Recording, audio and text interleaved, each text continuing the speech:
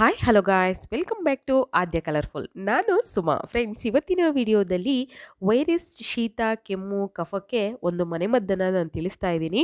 So ಈ ಮನೆಮದ್ದನ್ನು ಯಾವಾಗ ತಗೋಬೇಕು ಅನ್ನೋದನ್ನು ಕೂಡ ನಾನು ವಿಡಿಯೋದಲ್ಲಿ ತಿಳಿಸ್ತೀನಿ. ಪ್ಲೀಸ್ ವಿಡಿಯೋ ಫುಲ್ ನೋಡಿ ಫ್ರೆಂಡ್ಸ್. ಓಕೆ, ಈಗ ಒಂದು ಪಾತ್ರೆ ಇಟ್ಕೊಂಡಿದ್ದೀನಿ. ಇದಕ್ಕೆ ಒಂದು 2 ಕಪ್ ನೀರನ್ನು ಆ್ಯಡ್ ಮಾಡಿದ್ದೀನಿ.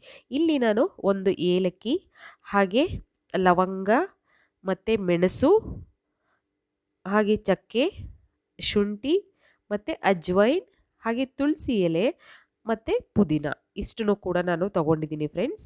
ಓಕೆ, ಈಗ ನಾವು ತುಳಸಿ ಮತ್ತು ಶುಂಠಿ ಹಾಗೆ ಪುದೀನನ ತೆಗೆದಿಟ್ಟು ಇವು ಎಲ್ಲದನ್ನು ಕೂಡ ನಾವು ಪೌಡರ್ ಮಾಡಿಕೊಂಡು ಬರೋಣ. ಓಕೆ, ಸೊ ಇವಾಗ ನಾನು ನೀರು ಕುದಿಯೋಕೆ ಇಟ್ಟಿದ್ದೀನಿ. ಸೊ ಇದಕ್ಕೆ ತುಳಸಿ ಮತ್ತು ನಾನು ಪುದೀನನ ಎರಡನ್ನೂ ಕೂಡ ಚೆನ್ನಾಗಿ ನೀರಲ್ಲಿ ಒಂದು 2-3 ಸಲ ತೊಳೆದು ನೀರಿಗೆ ಹಾಕ್ಕೊಂಡಿದ್ದೀನಿ. ಫ್ರೆಂಡ್ಸ್, ಏನು ಅಂತ ಅಂದರೆ ನೀವು ಕಷಾಯನ ಮಾಡಿ, ಯಾಕೆಂದರೆ ಸ್ವಲ್ಪ ಶೀತ ಕೆಮ್ಮು ಇದ್ದಾಗ ಖಂಡಿತವಾಗ್ಲೂ ಇದನ್ನು ಒಂದು ಸಲ ಮನೇಲಿ ಟ್ರೈ ಮಾಡಿ. ಆದರೆ ನಿಮಗೆ ಜಾಸ್ತಿ ಏನಾದರೂ ಪ್ರಾಬ್ಲಮ್ ಇದ್ದರೆ ಖಂಡಿತವಾಗ್ಲೂ ನೀವು ನಿಮ್ಮ ಡಾಕ್ಟರನ್ನು ಸಲಹೆ ಒಂದು ಸಲ ಪಡೀರಿ. ಯಾಕೆ ಅಂತಂದರೆ ಯಾವುದನ್ನು ಕೂಡ ನಾವು ನೆಗ್ಲೆಕ್ಟ್ ಮಾಡೋ ಹಾಗಿಲ್ಲ. ಇವಾಗಿನ ಪರಿಸ್ಥಿತಿಲಿ ಸ್ವಲ್ಪ ನೀವು ಹುಷಾರಾಗಿರಿ.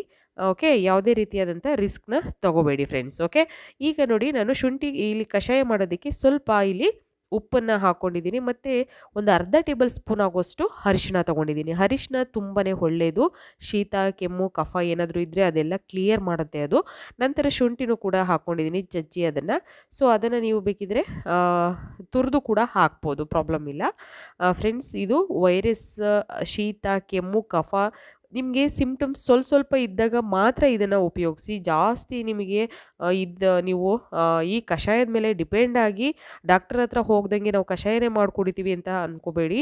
ಖಂಡಿತವಾಗ್ಲೂ ನೀವು ಏನಾದರೂ ಸ್ವಲ್ಪ ನಿಮ್ಮ ಆರೋಗ್ಯದಲ್ಲಿ ಜಾಸ್ತಿ ಏರುಪೇರು ಇದ್ದರೆ ಖಂಡಿತ ನೀವು ಡಾಕ್ಟರ್ ಸಲಹೆನ ಪಡೀರಿ. ಓಕೆ, ನಾನಿಲ್ಲಿ ಪೌಡರ್ ಮಾಡಿರುವಂತಹ ಏಲಕ್ಕಿ, ಲವಂಗ ಏನಿದೆಯಲ್ಲ ಅದನ್ನೆಲ್ಲ ಪೌಡರ್ ಮಾಡಿ ಅದನ್ನು ಕೂಡ 2 ಟೇಬಲ್ ಸ್ಪೂನ್ ಆಗುವಷ್ಟು ಹಾಕಿದ್ದೀನಿ. ನಂತರ ಇಲ್ಲಿ ನಾನು ಬೆಲ್ಲ ತೊಗೊಂಡಿದ್ದೀನಿ. ಬೆಲ್ಲ ತುಂಬಾ ಒಳ್ಳೆಯದು. ಕಷಾಯಕ್ಕೆಲ್ಲ ಆಲ್ಮೋಸ್ಟ್ ಆಲ್ ನಾವು ಬೆಲ್ಲನೇ ಉಪಯೋಗಿಸ್ಬೇಕು. ಬೆಲ್ಲ ಇಲ್ಲ ಅಂತಂದ್ರೂ ಪರವಾಗಿಲ್ಲ, ಹಾಗೆ ಕೂಡ ಕುಡಿಯಿರಿ. ಬಟ್ ಸಕ್ಕರೆ ಮಾತ್ರ ಯೂಸ್ ಮಾಡಬೇಡಿ ಫ್ರೆಂಡ್ಸ್. ಓಕೆ, ಇದನ್ನು ಒಂದು 20 ನಿಮಿಷ ಚೆನ್ನಾಗಿ ಕುದಿಸ್ಬೇಕು. ನಾನು ಈಗ 2 ಕಪ್ ನೀರನ್ನು ಹಾಕಿದ್ದೆ. ಸೊ ಅದು ಒಂದು ಅರ್ಧ ಕಪ್ ಆಗೋಷ್ಟು ಫುಲ್ಲು ಅಷ್ಟು ಬೆಂದಿರಬೇಕು. ಒಂದು ಮುಕ್ಕಾಲು, ಈಗ 1.5 ಕಪ್ ಪೂರ್ತಿ ನೀರು ಬಾಯ್ಲಾಗಿ ಅದು ಹೋಗಿರಬೇಕು. ಒಂದು ಅರ್ಧ ಕಪ್ ಆಗೋಷ್ಟು ಮಾತ್ರ ಅಲ್ಲಿ ಕಷಾಯ ಉಳಿದಿರಬೇಕು. ಓಕೆ, ಇದು ಒಬ್ರಿಗೆ ಆಗೋಷ್ಟು ಮಾತ್ರ ನಾನು ಮಾಡಿರೋದು.